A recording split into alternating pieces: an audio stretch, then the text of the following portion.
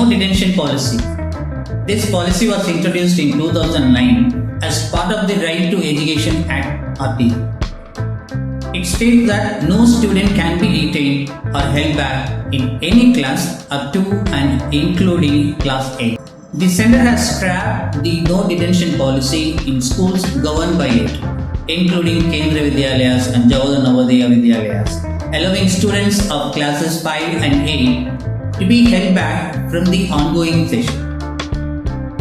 The decision will impact central schools, including Sainik schools, which function under the Ministry of Defence, and A-Claver model residential schools under the Ministry of Tribal Affairs. The amendment also states that if a class 5 or class 8 student does not fulfill the promotion criteria in the regular examination at the end of the academic year, students shall be given additional instruction and opportunity for re-examination within a period of 2 months after the results are declared. There are people who welcome no detention policy for these reasons. When students knew they wouldn't fail, they did not put much effort into study. This led to a drop in overall academic performance. Teachers and students didn't feel the pressure to work harder as there were no consequences for poor results. Struggling students weren't identified on time, which made it harder to provide them with extra help they needed.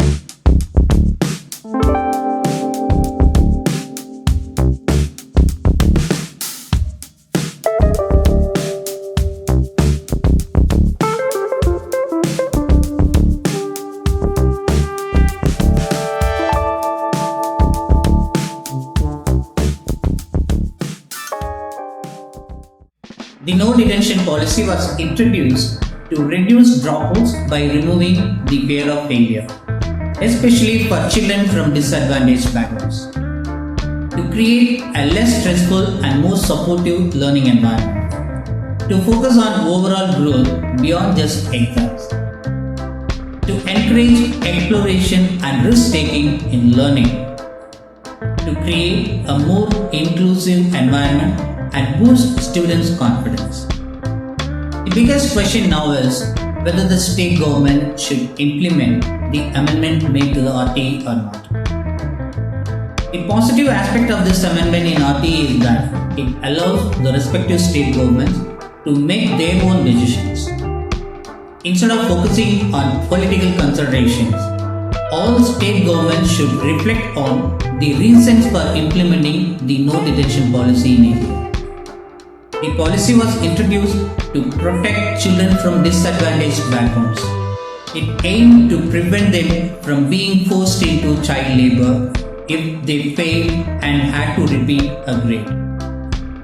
State government should evaluate whether this issue is being effectively addressed within their states.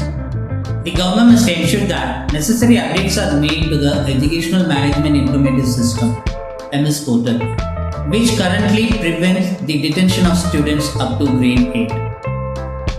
NCERT has updated its textbook for classes 3 and 6 for the 2024-25 academic year. This is a commendable step. However, we can't overlook the challenges CBSE schools across India faced in obtaining the new edition, especially for class 6, until the end of the first term. It is the collective responsibility of the government and officials to ensure the smooth implementation of any policy or system in India, not just the no detention policy.